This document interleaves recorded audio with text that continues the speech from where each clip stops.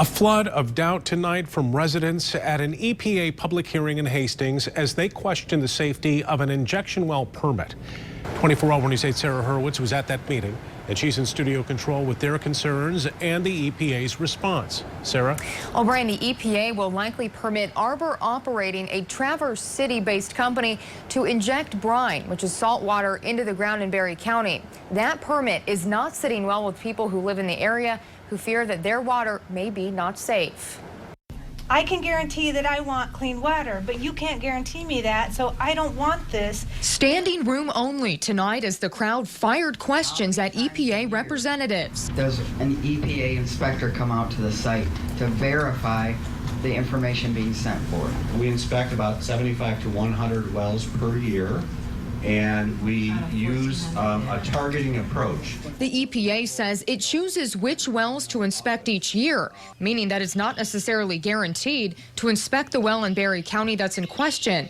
The well sits roughly a quarter mile northeast of Manning Lake Road and Bristol Road in Johnstown Township.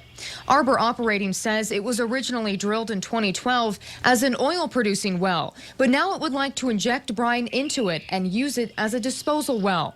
The big question tonight, will the brine somehow seep into residents' drinking water?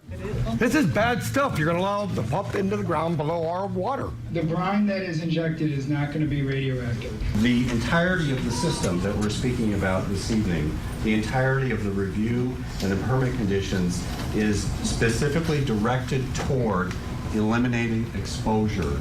The EPA says the fluids that would be pumped into the ground do not meet the definition of hazardous waste under federal law.